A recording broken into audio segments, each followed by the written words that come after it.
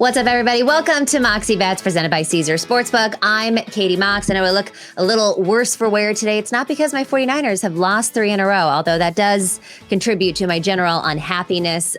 We have been at the vet all morning. Thankfully, to any of y'all who are following me, Edie is doing a lot better. Her blood platelet count is up, so we're very excited. And we're going to talk today Monday Night Football angles, TNF picks, and also recapping yesterday's biggest games. To do that, we welcome in our guest, our buddy, Jake Brown of the New York Post. Thank you so much for joining us, Jake. How are you doing today? I don't know whether to call it a happy victory Monday or not, because it wasn't the happiest of wins for the Jets. But, you know, I have broke out something for you, especially for this show, that I have got back when I went home. My brother got married down in Atlanta. My parents live outside Charlotte. I went back home. A suit jacket that I was given when I was like 13, 14 years old. I was on that Mordecai money, that bar mitzvah swag. Still fits. It still fits, which tells you I was a chubby little teenager eating a lot of cheese doodle and Hostess cupcake lunches. And I remember I'm spoiled because I remember how sad I was that this was the hype gift that my mom, she's like, wait, you're going to wait to open this. Wait till it's the last one. It was a suit jacket. At 13, 14 years old, give a kid a suit jacket. Yeah. It's ridiculous. But the hype around it is the Jets won. They are the Kings of New York. And the inside has a Jets apparel. Look at this. Okay, first of all, I appreciate this on so many levels. One, the fact that you still fit into something at 13, it actually says a lot about you now. You're doing better now than you were at 13. Two, the fact that the Jet stuff in that's just very clean, very cool. And the fact that I'm just in a ball cap and a sweatshirt. I'm glad that somebody classed this place up a bit. You look great. And yeah, look, it's a victory Monday. We're going to get into that game. But first, let's talk about a big NFC East team that's been kind of hit or miss. The Cowboys. Are the Cowboys back? They beat the Rams 43-20. Dak threw 300 yards, 4 touchdowns. They dominated from the start.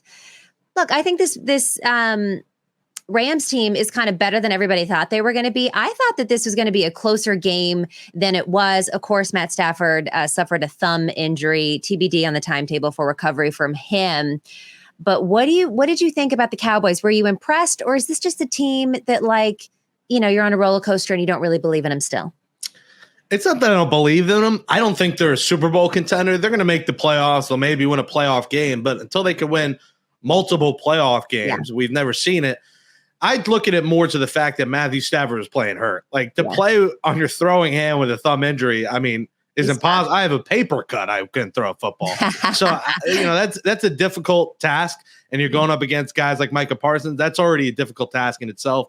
So I chalk it up to the injury a lot more. The Rams, it is shocking because they have so many playmakers. You would think they could score 40 every week. So we'll see it, you know, if Stafford comes back healthy, what they look like. But I look at it more like they're a better team than the Rams. The Rams aren't a Super Bowl contender. Neither are the Cowboys. We'll see. You know, next week's the big one when they go up against the Eagles. That's going to be a true test because the Eagles have looked pretty mediocre, losing to the Jets, you know, barely getting by the Commanders now twice this season. So this Eagles team is a weird bunch because they're a Super Bowl contender, but they haven't looked like one. Well, and that's the thing, too, is that, you know, people get mad at me all the time about the Eagles. And somebody actually tweeted at me like, oh, I can't wait until you talk about, well, we'll get into the Niners game in a second, you know, like how Brock Purdy's still an MVP contender, which, by the way, guys, I've never actually said. I'm on the Christian McCaffrey MVP contender list here, and how the Eagles, you know, aren't doing. Look, the Eagles are still winning games, and I'm not going to take that away from them. Do they look as dominant as they did last season? No, I don't even think Eagles fans can say that. Their offense has not moved as well this year as it has last year. I think that Shane Steichen was a huge part of that success, and they're, you know, kind of finding their ground a little bit here. But to your point, it is a very big test for the Cowboys. I'm not ready to say anything about, I mean, look, the 49ers absolutely embarrassed the Cowboys. They came back and they embarrassed the Rams. Like you said, cool. Rams are a little bit friskier than people thought they were going to be heading into the season. But like you said, not exactly Super Bowl contenders. Now, if the Cowboys come out and beat the Eagles, I'm not saying they're a Super Bowl contender. I just think it makes them a little bit more legitimate than what we've seen. Yeah, although the Eagles, like I said, they're in a rough patch right now, and you know, you can't judge a game of week 8, week 9.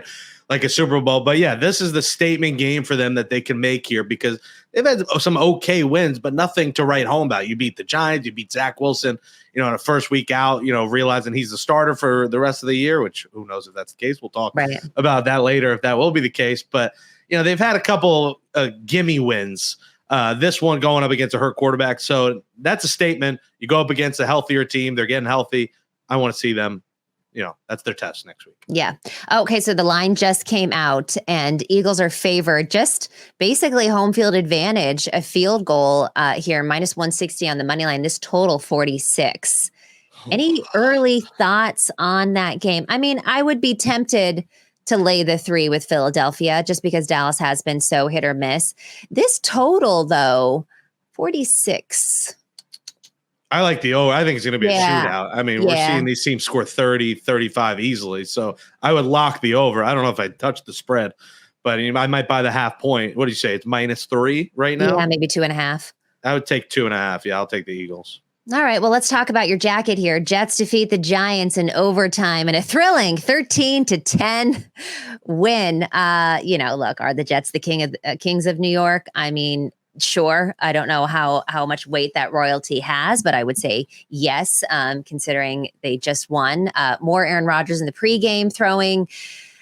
Do you think he comes back this season? I think he does. I don't know. He might need his doctor, Joe Rogan, to clear him. I don't know. He might need someone that's not a professional to clear him. But, he also likes that Dr. Kennedy, that like JFK's cousin or whatever. He likes to like quote him a lot, but it's also not someone y'all should follow. Yeah, I don't know who's going to clear him, but I think he wants to be out there. He's already moving a little bit left to right. You saw Sunday, he moved a little bit. Obviously, we see him throw. That, doesn't shock me, but he wants to shock the world. He wants to prove the doubters wrong. Will the Jets clear him? I think he'll be, if week 18 matters against the Patriots, where Zach Wilson, that's his kryptonite. He cannot beat the Patriots. If he can somehow be ready, he's good to go for that game. I think he's in. I think a 60 or 70% Aaron Rodgers is still better than 110% Zach Wilson. So I think the Jets realize that. That's why they're not ruling it out, because you think about a magical playoff run with Aaron Rodgers. I mean, you see Zach Wilson, who he is. He had a couple of games, he got better, but he still didn't help them win. He just didn't help them lose. I don't even know how to word it. He's not a winning quarterback. So I would love to see him back. The issue is he comes back and then you lose him next year. He gets hurt again, and then you're another year out the window for the Jets. So it's a tough scenario, but if I had to put money on it, I would say he comes back late December, early January. Well, you know what, Jake? I think that Aaron Rodgers is invaluable to the Jets team, even just on the sideline. From the first time that he came back into the building, I mean, they were lacking real leadership, and they had it when Aaron Rodgers was there, and then they kind of went to a little bit of a tailspin after he got injured. Of course, after they happened to win that game against the Bills, but he comes back, he makes Zach Wilson feel not like a total turd. Do you know what I mean? He gives him some confidence. He's got the headset in. He gives everybody what they need. And I think just the thought of him maybe coming back, that's what these guys are playing for, because there still is a glimmer of hope on the season. And I just think that he's just been, again, invaluable to the team just from a camaraderie and like leadership standpoint, even though he's not playing. Yeah, I agree. I think when he, came to the sidelines, even for the Chiefs game, they lose, but who would have thought they would be in that game? Yes. They're in that game. The games he shows up to, they either win or they, lose by a field goal to a good team. Yeah. So I do think he does make a difference on the sidelines. And, they're in the playoff race. If Aaron Rodgers is a quarterback, Jets are a Super Bowl contender. This defense is elite. Yes. They just need to clean up a lot of mistakes, but it's not difficult for their recipe to win games. Don't turn the ball over. Hand it to Breece Hall a bunch, although that didn't work on Sunday. Also, get some better conditions. I mean, the weather has been so crappy every time they play at MetLife Stadium, whether it's versus the Giants or as their own home game. They've had 3 or 4 games where the rain has played a part, where guys are getting hurt and the ball is sloppy. And listen, it's the NFL. It's going to get that way come playoff time. It's going to get cold. But can they get a few weeks without some damn rain and some sunshine? Come on. Come on. And can you get some real grass in MetLife while we're at it? Let's talk about the other team, though, Jake. The Giants have been I mean, I think a lot of people thought they were due for some regression. I didn't. I thought that Dable was a dog. I thought, Danny Dimes got paid. You got Saquon coming back. And by the way, Saquon was the only one who did anything. But really just 35 yards of offense. Have the Giants hit rock bottom? I want to say that, but like every week there's a new injury where it's only going to get worse. Now, Daniel Jones is expected to be back next week against the Raiders, so maybe that gives them more of a chance. But it seems like every week they lose an offensive lineman. Now, Darren Waller, who's basically made of paper, always gets hurt. He's hurt again. So right now, yes, but that answer could change in a week if Daniel Jones comes back and gets hurt. And, I want to say Danny DeVito came in. Tommy DeVito comes in. New Jersey's finest. All of the Jersey Shore is pumping their fists. They're doing their, tanning. They're doing their laundry, and they're in the gym during the halftime report. But, they didn't give him a chance. He hands the ball off every time. If you're a backup quarterback in the NFL, you got to be able to throw. And the fact that the Giants coaches didn't trust him, and they kind of just wanted to ride through, make sure that he didn't make a mistake. You can't win that way. They should have won that way. Their defense collapsed in the end, but you just can't win that way. So if Jones were to get hurt, trust your quarterback a little bit to a screen pass, a tight end screen, a slant, a quick curl route, something that he's not going to throw a pick on, but they didn't trust him at all, and they just wanted their defense to carry him. So, yeah, I guess it's rock bottom, but again, that answer could change. So now, do you think that Daboll is on the hot seat to get fired, or do you think last season will carry him one more? I think last season will carry him. He's had a lot of tough luck with the injuries. You lose your franchise left tackle that you paid over $100 million to. You can't survive that. It seems like every offensive lineman gets hurt. He's had no protection.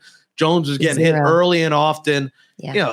Everyone knows they overpaid Daniel Jones. He's not a franchise quarterback. It's not even a debate anymore. He can't lead the Giants to the Super Bowl. They're probably going to have to draft a quarterback.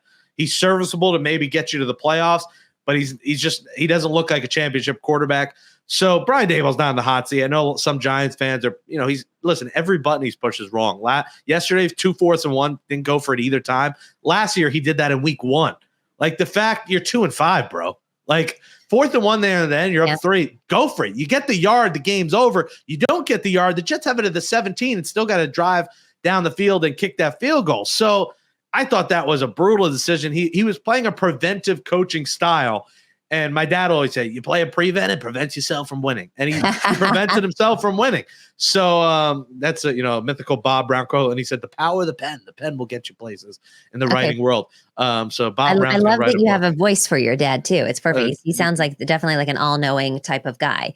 I know you've got a best bet. Queen's Catholic father, Brooklyn Jewish mother, the dynamic. Oh, yeah. What a dynamic. All right. I know you have a bet for the Raiders Giants kind of coming up later, but Chargers and Jets, Monday Night Football. Chargers are only 2.5-point favorites. What do you think of this?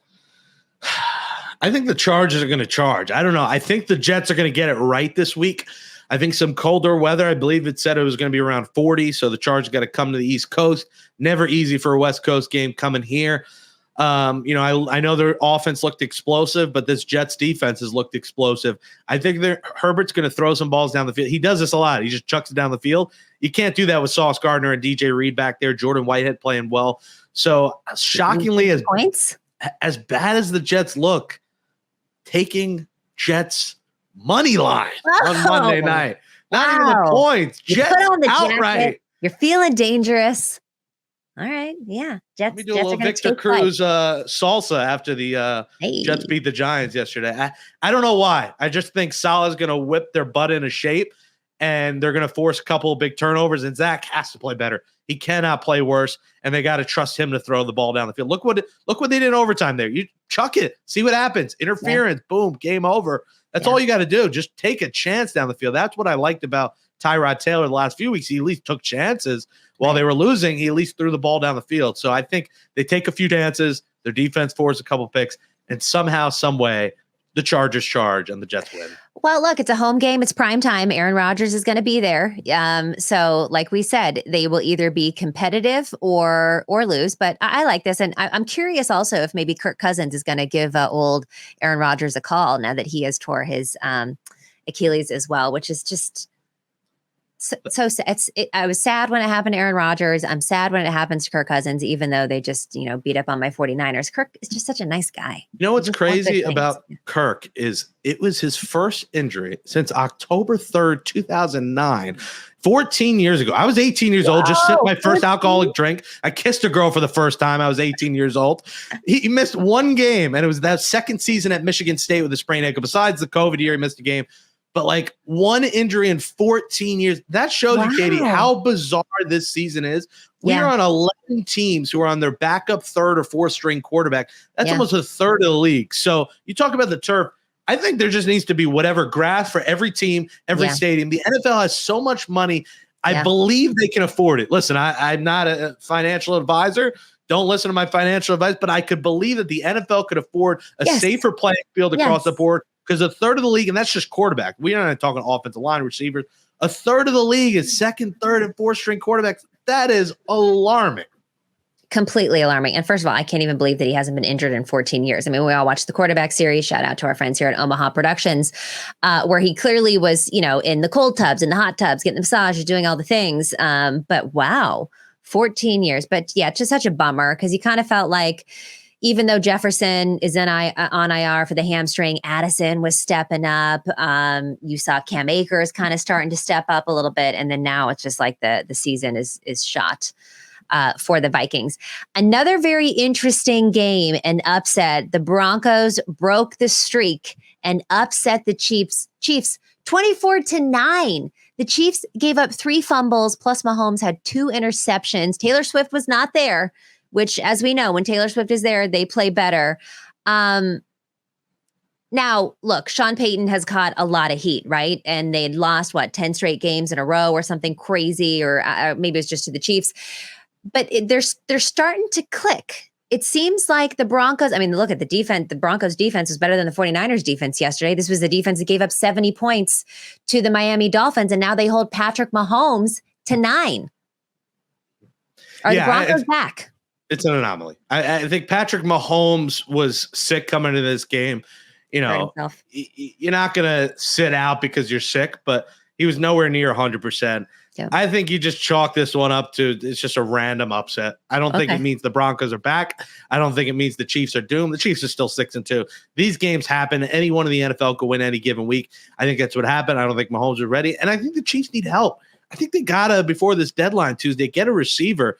I know they get McCole Hardman, but you got to get someone else. Like, they try to turn, what is it, a mountain into a molehill into a mountain. They try to turn these like mediocre receivers. Like, they try to make Rashee Rice like he's Jerry Rice. Like, they got to get an actual an extra talented playmaker on the outside, because I think they're just expecting Mahomes to be Mahomes, and most weeks he is.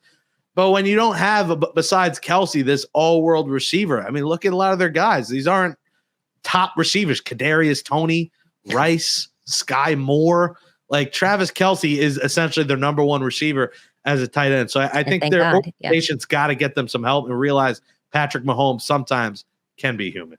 Well, the Broncos are on a bye week, so we won't see them. And then we see the Chiefs and the Dolphins in Frankfurt, Germany, which should be a fun one. You got to think that Patrick Mahomes bounced back there. We're going to talk about that one a little bit later on the show. And then, of course, we got to talk about how the Bengals defeat the 49ers 31-17. Brock Purdy with 3 turnovers, 2 interceptions, 1 fumble. There was a lot of controversy about Brock Purdy clearing concussion protocol much sooner than anyone else has, any other quarterback or even player. They've taken at least 1 week to come back. This is a short week, 5 days. I don't think he was still concussed. I thought he actually played a pretty great game. What I've noticed about Brock Purdy is that if he is trailing and then in the fourth quarter, that's what he makes mistakes. He's overthinking things. He's trying to rush things. And that's when he's throwing these interceptions. They're all happening in the fourth quarter of the game when the 49ers are down. So if we've figured out what the kryptonite of Brock Purdy is that get him down, get him in the fourth quarter, and then he's going to throw some terrible picks. Now, I do think, though, there was that hit at the very end of the game where his head goes back and slams again. I don't understand why they kept him in there, because then that next snap, you could tell he's confused. At this point, he doesn't know where to go or what to do. whatever ends up being a turnover. Bengals win that game. But I'm worried about the defense. The defense started out looking like crap. I don't know about Steve Wilkes. We're used to Robert Saleh. We're used to D'Amico Ryans, who have been in the system for a long time. Guys that are on the sideline, in the trenches with you, getting hyped up, not up, sitting in the box up there. That bothers me. Stop with these blitz packages. They don't work. But then the defense got better. Finally got some pressure on Joe Burrow, couple of sacks there. But the 49ers need this bye week, Jake, more than anything else, because they are just out of sorts. You talk about not having, your best offensive lineman. Trent Williams not being up there has been a big problem. Curious what you think of Brock Purdy. I'm a 49ers fan. I'm not out on him yet. I think he needs to hit the reset button and remember who he is, because he can still make these good decisions, but 3 in a row is bad. Yeah, I think the concussion plays a part. He probably shouldn't have played. I found it weird too in the end there. Why? I mean, there was like 12 seconds left there having him like throw Hail Marys. I'm like, I mean, it's great for the bettors who needed some more yards from the Niners. Maybe I will say, Christian McCaffrey doing that little extra run there at the end that didn't matter saved my fantasy team. So exactly. So there were some, like last night, I needed DJ Moore to get 6 garbage time yards to win a parlay, and he couldn't get the ball from Pageant. But it's a few bad games. He's a weird quarterback because there were some people wanted to call him elite. They're like, look, he hasn't lost a game. Yeah. Like you said, their recipe to success was get ahead, run the ball, and rely on their defense. Well, when you lose an offensive lineman, your defense is not playing as well, and you turn the ball over, all your recipes to success are my cooking recipes. They're not very good. They just end up either burnt, you're impatient, you don't want to cook, and you end up ordering on Seamless or whatever it may be. And that's what the Niners, that's what it's become. Yeah. Maybe that's a poor analogy, but it's all gone to crap. And the other thing is, he was the last pick in the draft. Like, let's call it like it is. Yeah. He's not a Pro Bowl quarterback. Mm-hmm. He's a guy who exceeded expectations. He's leveled down to earth. And in this game, I think this is more so to credit to the Bengals, who have come together and are looking like the Super Bowl contender, like I think a lot of us thought they would be. Joe Burrow is healthy now. Early in the season, he's playing banged up. He signs the massive deal. He's probably thinking he's got to light up the world playing on a bum calf. Now he's healthy, getting the ball down the field, spreading the love to everyone. We're seeing Boyd get involved, Chase getting involved per usual, Joe Mixon running the ball effectively. So I think you got to credit the Bengals. This was a tough opponent for them, and I think they want to overlook the Bengals. Well, the Bengals are coming, and I think they are very much a sleeper. If you want to put in, a little $25 bet, whatever it may be, on the Bengals to win the Super Bowl, now might be the time to do it before they go on a serious run here. Well, I bet them at the beginning of the season to win the Super Bowl at 10-1. And then I was thinking I was going to light that ticket on fire earlier. And now, like you said, Joe Burrow is back. He's healthy, 3 touchdowns, 283 pass yards, 43 rush yards. I mean, there was that one play where the defense left I don't even talk about it. Whatever.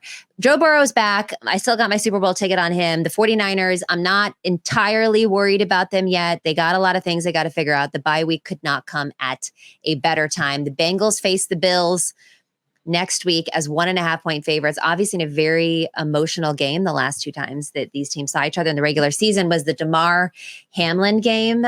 So of course the media is hyping that one up a lot. DeMar Hamlin just basically doesn't even play now. But who do you give the edge to there? Because the Bills have been on a bit of a roller coaster here. It seems that it's going to be in Cincy. But the way that Joe Burrow played, I mean, God, you got to go Bengals here. I'm taking the Bengals. By the way, next week when I'm looking through the lines, this might be the toughest. I wouldn't touch a single spread next week. Next week will be very much an all prop week for me because every spread, every game is literally a coin flip in terms of like -7 plus. Like there is some quarterback status of the teams. So next week is the scariest week I've seen this season. There's no lock. Thank God I'm not in any Survivor because they would be out next week. There's no one I like for Survivor, but I think the Bengals win this game. I think they're riding high. Like you said, the Bills are very erratic.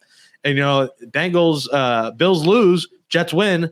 Jets are in second place. So you're rooting for that for personal interest. Yeah. For personal interest, I'm rooting for that. But, I'm realistic. Jets aren't winning the division. They're fighting for a wild card. So that's kind of irrelevant. But the Bills will affect them in the wild card race. The Bills just look so erratic. Josh Allen's making so many dumb mistakes. Their defense has not looked good. I think the Bengals, like I said, they're rocking and rolling. That place on Monday Night Football is going to be loud. It's going to be electric. So I do like the Bengals in primetime at home. Yeah, I will agree with you on that one. Now, looking ahead, before we talk Monday Night Football, just any early lines, that we like. I'm going to go ahead and lock in the Chiefs minus the 2.5 because Miami has been fun to watch. This offense has been explosive, but who have they really beaten? They've only beat one team with a winning record. And that was in week 3 of last season. Mahomes 14-3 straight up after a loss. International favorites in games not featuring the Jags are 22-9 against the spread, hitting at 71%. So I'm gonna go ahead and say the Chiefs win this game and cover. Huge bounce back. Any line that you do kind of like, or any prop that you like for next week? Yeah, I went through the line. I'll do a line because it's probably too early on props, but just a lean. If a prop, Bijan Robinson touchdown, because I think they need to start establishing him. He finally had a rushing touchdown. They have no idea who their quarterback is, whether it's, Taylor Heineke or Desmond Ridder. So I like Robinson they need to realize who they have back there, the receiver, the running back, the all-in-one package that they have. So I like him. That's my prop touchdown bet. But in the line, you like the Chiefs. I don't know with the Chiefs. They look, inconsistent. I like the Raiders. I hate to say it. The Raiders over the Giants. It's an ugly pick. Garoppolo's. But if he stays healthy, we don't know. Update to be determined depending on what happens tonight against the Lions. But Jimmy G, I just think the Giants are such in a bad spot. All the injuries, even with Daniel Jones potentially back, you got to factor the trade deadline. I think they're going to trade off some pieces tomorrow. So their roster could look very different going into that game. So I might buy the 0.5 point and take Raiders in that one in Vegas at minus 2.5. Yeah, hard to put any money on the Giants for anything, for any reason. Totally understand that. All right, we're going to talk Monday Night Football, but first we're going to take a quick break. You're watching Moxie Bets. We'll be right back. Why should you bet with Caesars Sportsbook? 2 words, Caesars Rewards. Every bet brings you closer to the type of benefits only Caesars can offer. Hotel stays, VIP experiences, sports and concert tickets, and more. It's not just an app, it's an empire. Welcome back to Moxie Bets, presented by Caesars Sportsbook, here with Jake Brown of the New York Post, our guy. Let's move on here, and let's talk Monday Night Football tonight. The Raiders and the Lions. I know that you like the Raiders next week. However, it's a little bit different this week. They are 7.5 point dogs, and this total is 46.5. I'll tell you what, I'm not touching this side on this one. 7.5 points is a lot to lay with Detroit, even though I really like this team. They are a frisky, fierce team. They were just embarrassed by the Ravens. So you think they're going to come out and be strong, but I don't know. 7.5 is a lot for me to lay. Or do you have any take on the side of the total here? Yeah, I don't like the spread of this game at all. There's a lot of spreads I just do not like. Yeah, I would probably buy the point and take the Lions. I like to. You're big buying the point guy. I feel like you've said that a lot. Because you just get screwed so many times that I like the minus 6.5. I don't like minus 7.5. A lot of garbage time, backdoor touchdowns. I do think there'll be a lot of points in this game, so I do like the over. I think it will be a shootout. But yeah, spread wise, I would take the Lions minus 6.5, but don't touch 7.5. All right. So what's a prop that you like? We both have 3 bets. So give me your first one. All right. My first one, because Amon-Ra St. Brown is coming in this game sick. He's questionable. He might end up playing, but who knows how long he'll play, how many snaps he'll play. I like Josh Reynolds over 2.5 receptions. I'm a big receptions guy. That's a big a favorite of mine. And I think, if Amon-Ra St. Brown's not playing, I think, Josh Reynolds is going to be heavily involved. We know Jared Goff loves to throw the football a lot. And I just feel like that's a low number. Like that's a number he could hit in the first quarter.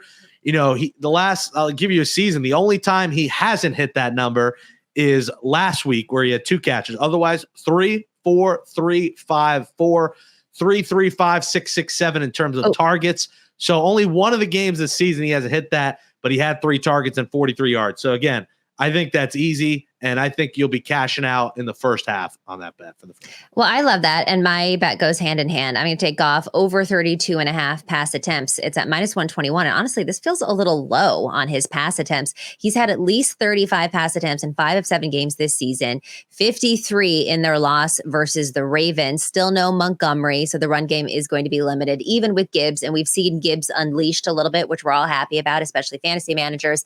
But I like him kind of being utilized more in the screen game anyways. And if you look at games where Montgomery has been out or he's left early because of injury, Goff has averaged about 41 passes and he's thrown at least 35 in 3 out of the last 4. And like you said, the Raiders pass defense, a little bit spotty. Sometimes they can get something, but I would say it's weaker than maybe they are up front because they've got, oh my God, what's his name with all the tattoos? Big guy. Crosby, yeah, Max Crosby, which is kind of the only pressure that they have up front. Anyways, like you said, there's a lot of weapons for him. You got Gibbs, you got Sam Laporta, who I love, the tight end. You got Amon-Ra St. Brown, which of course is questionable. We'll have to see what he's like today. And then you've got Reynolds as well. So I do think that he's going to be slanging the ball a lot. So I like him over the 32.5 pass attempts. What else are you looking at?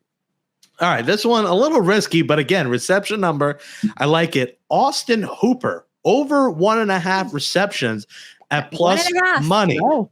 Austin Hooper has hit this line the last 5 games. Now, 4 of the last 5 games he's hit this. He's had exactly 2 targets the last 5 games. So when they target him, he's usually wide open and it's a short pass and he catches it. So as long as he doesn't drop these 2 targets he gets and the short passes, it's a little risky, but for plus money to get 2 catches, this is a line he's hit in the first half before. Now, with him and Mayer, they go back and forth. So it's a tough bet. Mayer's the bigger target. He's probably the better tight end, but I'm going to go with the trusty veteran receiver. I think they got to target him more, honestly. The trusty vet, over 1.5 plus money. Give me another reception prop, baby. I love that. And I love doing tight end reception props. I mean, this is very low at 1.5, but I feel like the tight ends George Kittle receptions I take like all day long. And there's either some key games where you can look at tight ends. And I think receptions is the way to go with them. I'm looking at Devontae Adams, obviously the big dog. 77.5 receiving yards. It's high, but of course, with Jimmy Garoppolo back, Adams' ceiling is going to be a little bit higher than, say, with Hoyer or what is his name, O'Connell. And look, the spread tells you a lot about this game and what the game script is going to be like. They're 7.5 point dogs, so it's very likely that they're going to be playing from behind here. Doubt they're going to be running the ball as much. Maybe Josh Jacobs isn't going to get as much work. Well, who do you go to? You go to your number 1 target, which is Devontae Adams. And if you look at the games where the Raiders have lost, and Jimmy Garoppolo, of course, has been the quarterback, I think it was like Buffalo and Pittsburgh. Adams went for 84 receiving yards one game, 173 yards in the next game, and had 3 combined touchdowns. So I think he's going to, again, I like the quarterbacks to be like slanging the ball a lot here. I think Adams is going to be the key recipient here. So I'm going to take him over the 75.5 receiving yards. All right. You ready for the last one? You ready for this grand finale right here? Oh, I'm ready. My guy again. I'm doubling up on Josh Reynolds. Again, over 35.5 receiving yards for Josh Reynolds. It's at minus 117. Not a great return, but listen, Josh Reynolds has hit this line with ease all 6 games of the season. I'm almost a little worried. It almost seems too good to be true, Katie, that it's this low. 43, 50, 76, 69, 66, 80 for Josh Reynolds this season. Way over 35.5. So if he doesn't hit it, I'm sleeping outside Penn Station on Tuesday morning because, and listen, I've almost done that a few times on a weekend morning, college, you're drinking a 40, you're on the floor of Penn Station. It's a dark place. That's where you will be if Josh Reynolds doesn't get at least 36 yards, because it's almost bizarre that the line is this low, especially for me with St. Brown's questionable status. If St. Brown's fully healthy, I get not touching this, but if he's at all coming into this game sick, I'd be shocked if Reynolds doesn't get this. And, to react to your Goff bet, I think the line for that is low because they're expecting a blowout. In the second half, they're just going to hand it off a lot. So maybe he might not throw as much if it becomes a blowout, maybe to the point if it does get crazy, he's out of this game in the, early in the fourth quarter. So, hopefully Reynolds gets it early. It doesn't become a blowout too much. But Reynolds, he's going to play all 4 quarters. He's going to play. This line's too low. Take the over. Yeah, I'm hoping this game stays in and around the line at a touchdown, because if it's at a touchdown, you're not pulling these guys out. But look, Josh Reynolds gets 2 receptions. That's all we need from him. You got to think that's going to equal 35 yards or 36 yards. So 3 we need 3 for 36. 2.5. That's easy. Oh, money. Austin Hooper is 1.5. Got it. Hooper's 2. Yep. Yeah. All right. Yeah. So 3 even more. You get 3 receptions. You're getting 35 yards. I like it. I think they go hand. I hate how books don't let you combine those because they're, basically the same thing. I'm going Jimmy G interception. It's at minus 179. It's really juicy. And I love Jimmy G. You can see him over my shoulder right here. Okay. I love Jimmy G. But the guy has thrown an interception in every single game that he has played, multiple interceptions in 2 of those games. When he was playing the Patriots, I actually took him. Now, for me, I'm like what you said about the receptions prop. It's me in quarterback interceptions. This is my favorite thing to bet. I do it all the time. I have my go-tos. Matt Stafford. I've taken Jared Goff before. He's covered for me. Jimmy Garoppolo, I had faith in against the Patriots. I said, this is going to be his first clean game of the season. What does he do? He goes out and he throws a pick in the very first drive of the game. So I don't trust you anymore, Jimmy. It's minus 179. I'm willing to pay the juice and to say that this guy is throwing another cookie. You have trust issues with Jimmy G. And it's, I love him too. I mean, look at him. My only worry is that, the quarterbacks drop so many picks that it might happen, but I could see a defender dropping an easy pick. But you're right. It's happened every game. So like the Josh Reynolds bet, you're going with something that has not lost this season. So death, taxes, Jimmy Garoppolo interceptions, Christian McCaffrey touchdowns, and Josh Reynolds over receiving yards. Yes. I got to start betting the Christian McCaffrey 2 touchdowns because he's been so juiced for the single touchdown, which, by the way, even I read something, if you bet $100 on it since last season, you'd be up like $4,000 or something crazy if you, obviously carried it forward.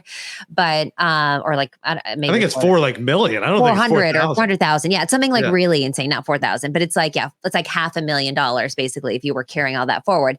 But his double interceptions prop have been like 220, and he's hit that in the last 2 games. They are relying on him like crazy. But let's move on to Thursday night football. We got the Tennessee Titans, Will Levis, say now, with DeAndre Hopkins, and the Pittsburgh Steelers. Kenny Pickett, of course, injured in the last game, but the Steelers seem to be pretty hopeful for him. Trade deadline is upon us. We don't know exactly who's going to be playing in this game. I know both Derrick Henry and DeAndre Hopkins have been on the chopping block or the trade block in terms of just rumors. I don't know if how they played with Will Levis last week maybe changes some things. I kind of lean towards the Titans plus the 2.5. I like this Will Levis kid.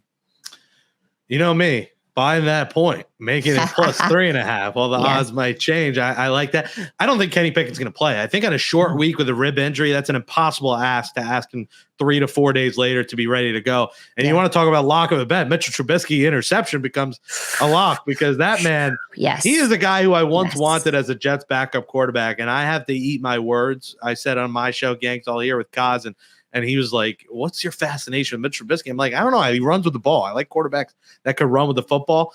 But unfortunately, he can't throw a football. And that's what quarterbacks are paid to do. And backup quarterbacks, one of the best jobs in sports. You get paid handsomely, and a lot of times you don't even play. Well, he's going to have to step in. And Will Levis, I mean, I don't know if the Falcons were even ready. I mean, did they just game plan for Malik Willis? Because 4 bombs. I mean, he's just throwing bombs. Like, he is just fun. And DeAndre Hopkins was alive again. Yes. And it was like it was 2014 all over. Yes. We were all living in our heyday. Mm-hmm. And I think we're going to see more of that. And I love quarterbacks who take shots down the field. And this kid's got some cojones. So I think he's going to take a few terrible towels and use them to wipe his sweat off from throwing more bombs. So while they might not win the game, I think the Steelers are tough at home. Mike Tomlin, they haven't lost back-to-back games yet this year. They don't lose many times back-to-back in the Mike Tomlin era. Mm-hmm. It's going to be sloppy. It's going to be ugly, but I'll buy the point and say Titans plus. Okay, plus the 3. All right, Jake, thank you so much for joining us today. Like you said, you've got a podcast with the New York Post. Gang's all here talking all things Jets during the baseball season. You've got the Amazing But True podcast about the Mets. It was a little bit dark this year. Hopefully next year is going to be a bit more amazing. And I believe you have also a podcast about the Knicks. No, we don't have Knicks, but I do produce a New York Rangers, and we actually just brought in Brian Boyle, 15-year NHL vet, to be our co-host, and the people are loving it. We're the top-rated New York Rangers podcast right now. So check that if you like the Giants. Blue Rush. I make an occasional appearance on there. Okay. And if you don't check it out, I don't blame you because the Giants season is over. So they're toast. Yeah, there's not much of a Blue Rush going on there, but the Gang's All Here podcast. It's got some exciting things to talk about. So, Jake, let everybody know where to find you and your podcast as well. Yeah, Jake Brown Radio on social media. Yeah, Gang's All Here. Check that out. We drop new episodes Mondays and Thursdays. We got former players on, celebrity fans sometimes, a lot of good guests. And yeah, amazing but true. We'll be doing a live show in Queens, the QBC, the Queens Baseball Convention, the first weekend in December, whatever the heck that date is. Come out to I think it's like the 4 Points Sheridan and Flushing. Maybe get some soup dumplings and then some soup dumplings and amazing but true. Like, I don't see a better combo than that. I'd say come out, and there'll be Terry Collins will be there. Ronnie Mauricio is signing there, the Mets youngster. So it'll be a good time, a little off-season talk in December when the weather is cold, as we watch Tommy Pham and Max Scherzer face off in the World Series, former Mets who were traded away. Okay, yeah. What do you since I have you on, what do you think about this World Series matchup? I mean, nobody thought it was going to be the Diamondbacks and who is that? Not the Astros, the Rangers. Texans, the Rangers, yeah. Yeah, I think it's intriguing because it's got two teams. The Diamondbacks haven't been in it since 2001. We all remember what happened in the ending with the Yankees. They win, and the Rangers have never won a World Series. So the Rangers are still trying to win a ring. They got explosive offenses. The Diamondbacks are hungry. I don't know how they beat the Phillies. Nobody saw it coming. So you have two teams trying to prove haters wrong, and I think that's fun. But I understand the ratings are going to suck. You know, it's two teams that a lot of people don't care about. But if you're a big baseball fan, it's a fun series, and it's pretty good for betting. I had a great night the other night on a lot of two bases. Everyone was hitting in game one. Game two sucked because the Rangers couldn't hit. But Corey Seager hit a bomb that cashed me out like $1,000. So a lot of good prop bets if you're a bettor for baseball. And I'm glad baseball's ending, though, because betting in baseball, Katie, is such a crapshoot night in and night out, where football and NBA is a lot more enjoyable for me. I agree, and I don't really bet baseball, but who do you think wins the World Series? I think the Bruce Rangers. Bochy, come on. I think Bruce Bochy doesn't lose one. Two, they're just so explosive. Adolis Garcia he's going to be renamed the new Mr. October after this October. Move over Reggie Jackson. I mean, his offseason, his swag is off the charts. You know, I'm not going to actually make that statement, but in a couple games you could. If Adolis Garcia keeps playing this way, he's going to put up numbers in October that no other player will ever touch. So I think him and Corey Seager will carry the Rangers. This one might go 7, though, because the Diamondbacks are coming back home. Risky. And, man, they've been a resilient young bunch. But I'll take the explosive offense in Texas. All right. Well, as a Bay Area gal, we still got to root for it. We still miss him in San Francisco. And, yeah, like you said, he's just a winner. He walks in there, takes them to their first World Series in a long time or ever. When's the last time that the Rangers were in the World Series? Never won. Okay. All right. Could be their year. Jake, again, thank you so much for joining us today. This has been Moxie Bets, presented by Caesar Sportsbook. Don't forget to follow us on social @Moxie Bets. We'll see you next time.